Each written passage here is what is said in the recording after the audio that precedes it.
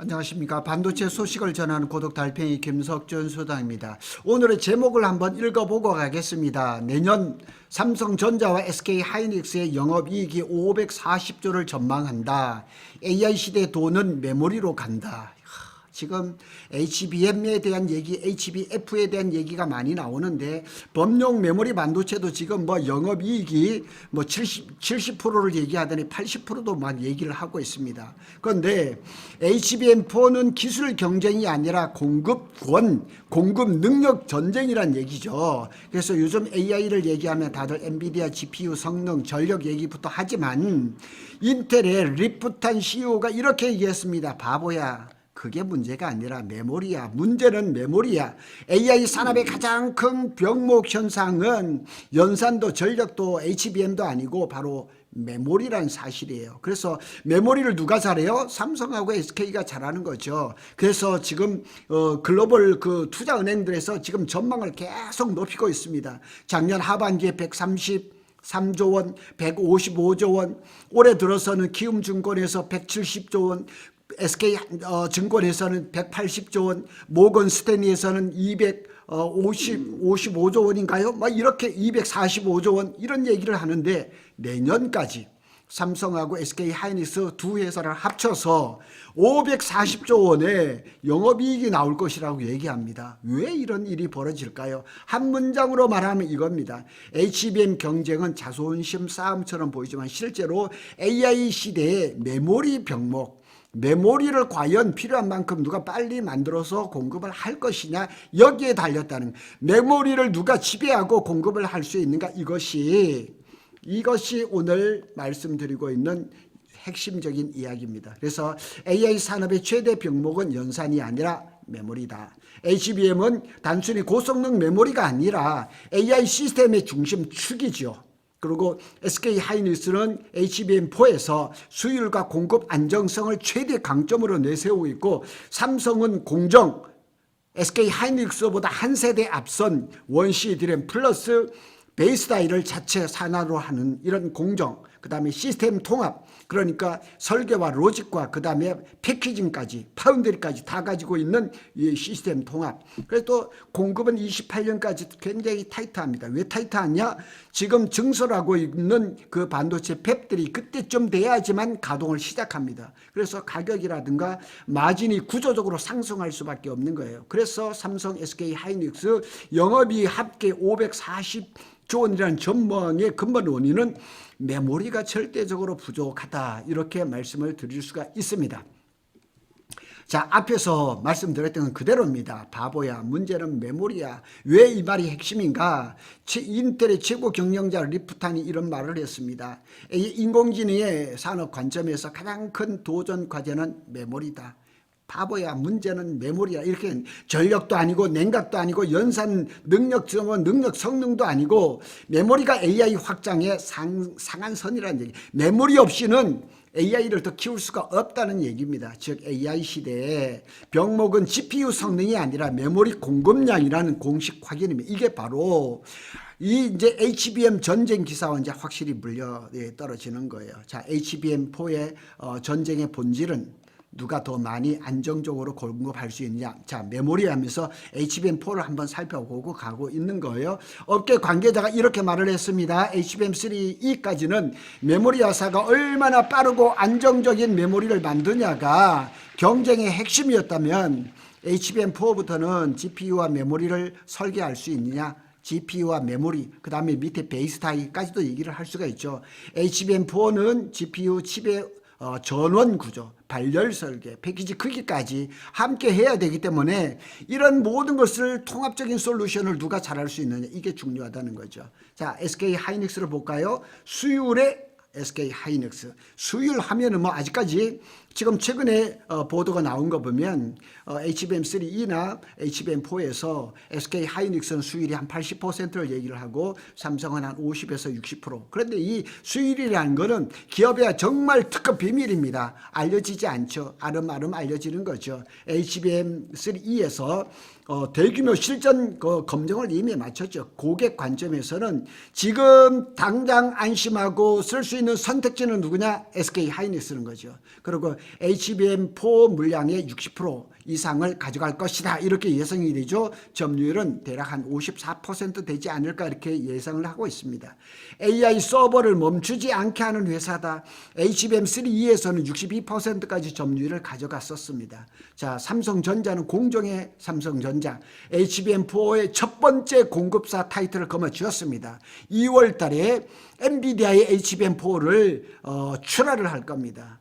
출하를 한데 출하라는 말을 함부로 못 쓰죠. 그래서 로직 다이를 원시, 그 다음에 파운드리를 삼성 4나노 파운드리를 했죠. 이걸로 생산하고 메모리, 로직, 파운드리를 동시에 가진 IDM 종합 반도체 회사입니다. 삼성이 이렇게 세 가지를 다 합니다. 설계를 하죠. 메모리 DRAM도 만들죠. 패키징도 하죠. 파운드리 다 하죠. 이렇게 할 수 있는 IDM이라 그러죠. 종합 반도체 회사는 이렇게 다 할 수 있는 회사는 지구상에 유일하게 삼성밖에 없다는 얘기죠. 그래서 메모리를 부품이 아니라 시스템, 이렇게 전체적인 통합하는 시스템 회사로 삼성이 자리를 점점 해가는 거죠.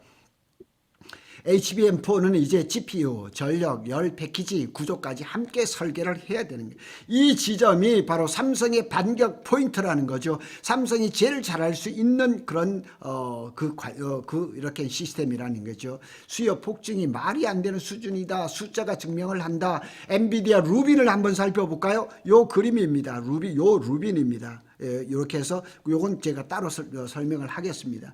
루빈에는 GPU가 이제 하나가 들어가고 HBM이 거기에 32GB가 8개가 들어가고 그 다음에 베라 루빈 NVL72에는 GPU가 72개가 들어가고 이건 큰 렉을 말하는 겁니다. 하나를 크게 만든. 제가 재작년에 가서 이 렉을 보고 왔거든요. 여기에 HBM4가 몇 개 들어가냐? 576개가 들어갑니다. 어마죠? 그리고 CPU가 들어가죠. 그 다음에 LPDDR이 54TB가 들어가고 128GB 기준으로 해서 432개가 들어가는 거예요. 그러니까 지금 엔비디아가 이제 그 2분기부터 아마 생산이 될 것 같은데 여기에 들어가는 HBM이 렉 하나에 베라 루빈 NVL72 요거 하나에 렉 하나에 HBM4가 576개, 그 다음에 LPDDR5X 저전력 반도체죠. 432개. 한번 보세요. 여기에 이렇게 들어가는 거예요. 요거는 사실은 GB200의 그림이었었는데 그렇게 지금 보면 HBM이 들어가죠. HBM4. 그 다음에 DDR도 들어갑니다. 그 다음에 LPDDR5X가 들어갑니다.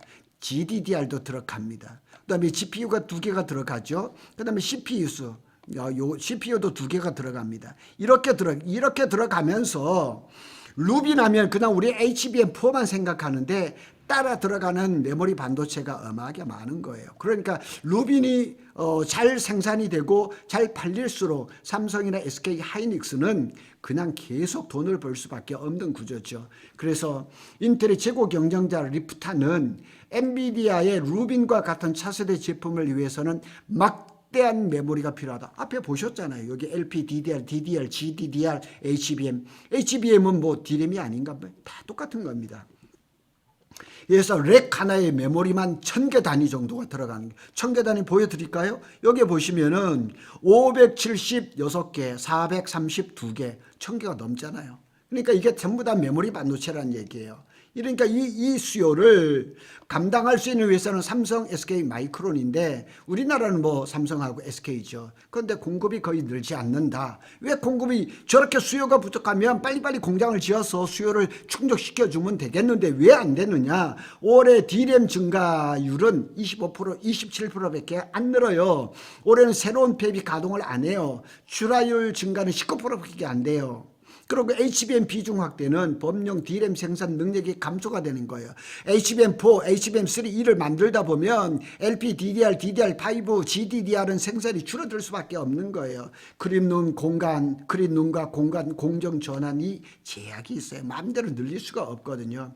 그래서 삼성, SK 마이크론 모두 공통적인 입장은 26년, 27년까지 공급 증가는 제한적이라는 거죠. 수요는 폭발하고 공급은 고정이 돼버린 거예요. 그래서 가격이 올라갈 수밖에 없는 구조적인 핸디캡이 여기에 있는 거예요. 그래서 삼성도 지난 1월 29일 날 실적 발표에서 제한된 클린룸 공간의 영향으로 올해와 내년 공급 확대의 폭은 제한적일 것이다 이렇게 얘기를 하고, SK 하이닉스도 거의 똑같은 얘기예요.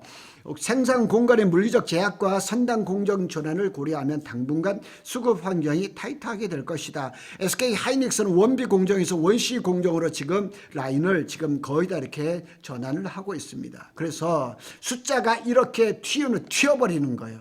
그래서 540조라는 얘기가 나오는 거예요. 글로벌 투자은행 모건 스탠리가 전에는 정말 반도체 저승사자였었습니다. 아주 암울하게 얘기를 했습니다. 올해는 삼성이 245조, SK가 179조 이렇게 전망을 했었어요. 근데 삼성은 작년에 43조 6천억, 그 다음에 SK 하이닉스는 47조 2천억이었는데 이렇게 하려면 올해 영업이익이 몇 배가 나야 되느냐? 작년에 4배에서 5배가 나야 되는 거예요. 그래서 모건 스탠리가 이렇게 얘기를 하는 거예요. 26년 양사 모두 전례 없는 공급 제약 단계에 진입했고 올해 전체 메모리 물량은 이미 완판 솔드아웃. 과거와 비교해서 자본 효율성이 높고 고마진 구조가 정착된 상태. 마진, 그러니까 지금은 가격을 올리면 올릴수록 엔비디아나 수요자는 받아들일 수밖에 없습니다. 모건 스탠리가 최근에 보고서에서 삼성전자 올해 영업이익 전망치를 184조에서 245조로 높였습니다. 그리고 SK 하이닉스도 148조 2870억에서 179조로 높였습니다.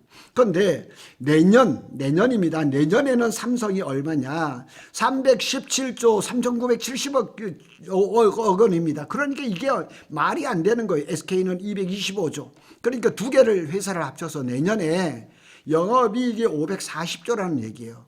주식을 안 해요? 안 할 수가 없죠. 오늘 이렇게 잠깐 조정이 온다고요? 해야 됩니다. 이건 단순한 호황이 아닙니다. 그래서 여기에 몇 가지가 있죠. 물량이 완판이 됐죠. 장기 공급 계약을 하죠. 협상력은 메모리 반도체 회사로 완전히 이동을 해버렸습니다. SK 하이닉스가 지난 25년 4분기 때 영업이익률이 58.7%입니다. TSMC가 54%는 이걸 추월을 했습니다. AI 시대 메모리는 을이 아니라 갑중의 갑입니다. 그래서 위 내용을 전체로 종합해서 한번 결론을 내보면 HBM4 경쟁은 기술 싸움이 아닙니다. AI 산업의 전체 속도 제한 장치를 누가 쥐느냐 싸움입니다. 그리고 시스템 통합을 누가 잘 하느냐. 그래서 SK 하이닉스는 AI를 멈추지 않게 하는 회사다. 삼성은 AI 시스템을 재설계, 그러니까 그냥 모든 거를 그냥 DRAM을 만들고 그 다음에 패키징을 하고 그 다음에 밑에 베이스 타입까지 다 만드는 모든 시스템을 통합하는 그런 회사다 이렇게 보면 되는 거죠. 그리고 그 결과 27년 영업이익은 540조라는 이런 전망을 냈습니다. 그래서 결론적으로 얘기를 해보면 AI 시대는 GPU가 아니라 메모리가 판을 뒤집고 있습니다. 540조 전망은 이 전망 이유는 연산이 아니라 메모리라는 얘기예요. 메모리를 삼성과 SK 하이닉스가 워낙에 잘 만들기 때문에, 그리고 내년부터 또 후년까지 또 많은 팹들이 새로 증설이 돼서 가동을 앞두고 있기 때문에 충분히 가능한 시나리오가 아닐까 이렇게 예상이 됩니다. 고독 달팽이는 삼성전자와 SK 하이닉스의 반도체 소식을 빠르게 전해드리고 있습니다. 감사합니다.